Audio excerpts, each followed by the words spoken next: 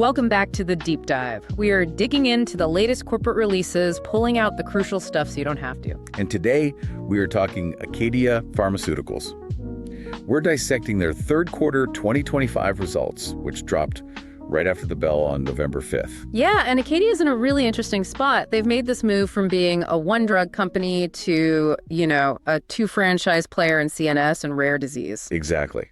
So our mission today is to cut through the management speak, look past the financial noise, and really figure out if this quarter confirms they're on a solid growth path. Or if something else is going on under the surface. Right. Is the quality of these earnings as good as the headlines, or is it maybe being masked by a few one-off factors? Okay, so let's start right there with the headline results, because on the surface, they looked, incredible. Oh, absolutely stunning. Total revenue came in at $278.6 million. That's a slight beat against what the street expected, and a solid 11% jump year over year. A good number. Yeah. But that's not what lit up the screens after hours. It was the EPS, the GAAP earnings per share. Yeah, $1.42 diluted. You have to remember the consensus estimate was what, 14 cents? 14 cents. So that's a 200% surprise beat.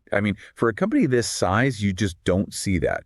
Even their adjusted EPS was around 26 cents, still basically double what was expected. And here it is. Here's the giant flashing asterisk that we have to talk about right away. The big one.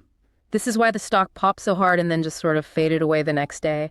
That massive beat, it wasn't really driven by the core business, was it? No, not at all. It was significantly boosted by a one-time tax benefit. Management was pretty clear about it. It came from the One Big Beautiful Bill Act. Right, which let them do what exactly? They let them immediately expense all of their domestic R&D costs. So, from an accounting standpoint, it's great. It pushed their net income to nearly $72 million, but it's purely a timing thing. It's an accounting maneuver. It doesn't mean the business is suddenly 200% more profitable. Precisely. Yeah. And that's why analysts immediately started to question the sustainability of that $1.42 number. And it's why you saw that debate in the market. Was this a real fundamental beat or just a temporary windfall? Okay, so let's push that accounting noise to the side for a minute and look at the actual business. Because management sounded extremely confident. They're sticking to their goal of hitting over $1 billion in sales for 2025. And based on this quarter, that looks highly achievable now. The commercial engine is really humming, and that comes down to two drugs, NUPLAZID and DAYBUE. Let's start with NUPLAZID for Parkinson's disease psychosis. This thing had a record quarter. It did. $177.5 million in net sales, up 12% from last year. And what I really like to see is that the growth was mostly volume. 9% was from more patients getting the drug, and only about 3% was from a price increase. That suggests real demand. It does. And the momentum underneath that is even stronger. New prescriptions were up 23% year over year. That's the biggest jump they've seen since 2019. And they're crediting their direct-to-consumer ads and doctor outreach for that.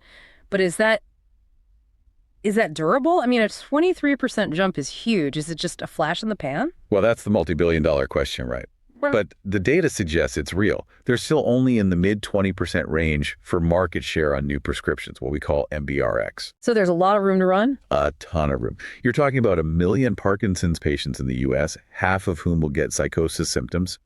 The market is wide open from them. And they're putting their money where their mouth is. They announced a planned 30% expansion of the NUPLAZID sales team. That's a big investment. A huge and very targeted investment. They're going right after new prescribers, especially in primary care and long-term care, where they haven't made huge inroads yet. Makes sense. They pointed out that 26% of their prescription volume in Q3 came from doctors who had never prescribed it before. They're betting that more sales reps can turn those first-timers into long-term believers. It's a classic pharma playbook move. Okay, so let's pivot to the other side of the business. The rare disease drug, DAYBUE for Rett syndrome. Another really strong story here. Net sales hit $101.1 million. And that was driven 100% by unit growth. More patients, not higher prices. And they hit a big milestone, right? Over 1,000 patients. Over 1,000 unique patients globally, yeah. But the key piece of the story for DAYBUE is where the growth is coming from. You mean moving out of the big academic centers? Exactly. Management said they saw the biggest jump in referrals since launch. And that's because they're finally getting traction in the community setting. A massive 74% of all new prescriptions came from community-based doctors. Wow. That is vital, because you can't build a blockbuster drug if only the top 50 specialists in the country are prescribing it. You can't. You have to get to the community neurologists and pediatricians. That's where the volume is. And the drug seems to be working for these patients. Right, the durability numbers were really good. Excellent. The persistency rates, so patients staying on the drug, are still over 50% at 1 year and over 45% at 18 months. For a chronic rare disease, that tells you families are seeing real value. And that's your best defense when payers start asking questions down the line? It's the ultimate defense. They also confirm they're getting ready for a European launch, with an opinion from the regulators, the CHMP, expected in the first quarter of 2026. So commercially, things look great, which brings us back to the market's big concern, the financials and that profit sustainability. Let's look at the new guidance. Well, the good news is they raised and tightened their guidance across the board. Total revenue now expected to be between $1.07 and $1.095 billion. They're going to break that billion-dollar mark. But they are spending to get there. R&D expenses were up quite a bit. Up 32% to $87.8 million. A lot of that is for their new asset, ACP-204, and just hiring the people needed to run all these trials. But at the same time, their SG&A, their sales and administrative costs were basically flat. Essentially flat, yeah, at $133.4 million. And that's what you want to see. It's an early sign of operating leverage. They're getting more sales for each dollar they spend, and that's the path to real sustainable profitability. And this is where the story gets really, really interesting for the future, the balance sheet. The balance sheet is a fortress. They ended the quarter with $847 million in cash and securities. And almost no debt. Their net cash position is what, almost $800 million? It's just shy of $792 million in net cash. Plus, they're generating free cash flow now, about $198 million over the last 12 months. For a biotech this size, that is an elite position to be in. They have a war chest. But that brings us back to that earnings quality debate. Because some analysts, I know RBC was one, flagged some issues under the surface, weaker Medicaid volumes, higher bad debt expense. And that's the headwind. It raises the question, when they sell a pill, how much of that money is actually making it to the bank? The tax benefit kind of papered over that this quarter. So even though volume is great, the mix of payers might be getting worse. Lower margins from Medicaid, some prescriptions not getting paid for at all. That's the concern. Yeah. That the real earnings quality could take a hit once that tax tailwind is gone in 2026. So you have this disconnect.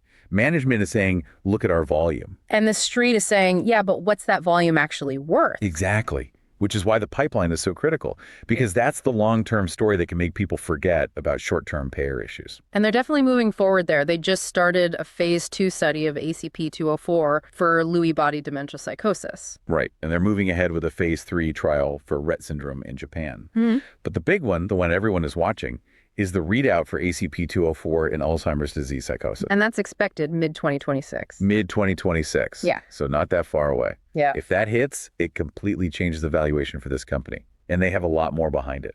They're planning to start 5 more mid to late stage trials by the end of 2026. The pipeline is getting deep. We should probably mention they did have that big failure earlier in the year, the Prader-Willi trial. Yep, ACP-101. That's officially off the books. It was a high-risk shot, and it missed. But taking it out of the story actually simplifies things. Now it's all about the 2 commercial drivers and the big shot on goal with ACP-204. And, of course, what they do with all that cash. Which brings us to their new hire. They brought in Konstantina Katcheves as the new Chief Business and Strategy Officer. She's the chief shopper. She is the chief shopper. Her job is to go out and use that fortress balance sheet to buy growth. M&A is no longer a question of if, it's a question of when and what. So when you put it all together, Acadia has actually been a relative winner. The stock has slightly outperformed the S&P 500 and the biotech index over the last year. Right. This quarter really confirms their pivot to a stable, profitable company with the firepower to control its own destiny. The whole story now comes down to execution on the commercial side and, of course, delivering clean data on ACP-204. The momentum bought them time and it bought them cash. Now we see what they do with it. All right, and that brings us to the part of the show that is for entertainment and educational purposes only. This is not financial advice. We are not investment advisors. Please, please consult a professional before you make any decisions. Okay, with a very important disclaimer out of the way, let's talk about an outrageous but plausible pitch based on this quarter. So the setup is this. You have a strong commercial business, raised guidance, and a mountain of cash, nearly $800 million. But the stock got hit because the market is focused on a temporary tax benefit and some questions about the payer mix. So the market is looking at the short-term accounting noise and maybe missing the long-term fundamental story. The play has to take advantage of that disconnect. So what's the pitch? The outrageous but plausible pitch is a long ACAD, short ACAD, near-term volatility trade. Okay, break that down. The first part is simple. You go long the stock. You're buying the underlying commercial growth and the fact that they are absolutely going to deploy that cash. That new strategy officer is a huge tell. That cash pile basically acts as a floor under the stock price. And the other side of the trade, the hedge. You simultaneously sell the near-term downside volatility. You could do that with something like a short-term put option spread. You're essentially betting that the market's obsession with the tax issue is temporary. You're betting that as they report Q4 and then Q1 of next year and the strong patient volume continues, that story will overpower the accounting noise. Exactly. The fundamental story will win out, the stock will stabilize, and you can profit from the drop in volatility. It's a play entirely designed around the specific disconnect we saw in this earnings report. So what does this all mean for you? Well, Acadia delivered a very strong commercial quarter. They raised guidance, they're investing in their brands and their pipeline, and they're doing it all from a position of incredible financial strength. They've laid out their ambition very clearly. They want to be a $1.5 to $2 billion commercial company. So the question for you to think about is this. How do they get there? Is it through organic growth? With a huge win from ACP-204 in Alzheimer's? Or does that nearly $800 million in cash make them an inevitable buyer in the M&A market over the next 18 months, bolting on growth through a major acquisition? Something to chew on. A great thought to end on. Thanks for joining us for this deep dive. We'll catch you next time.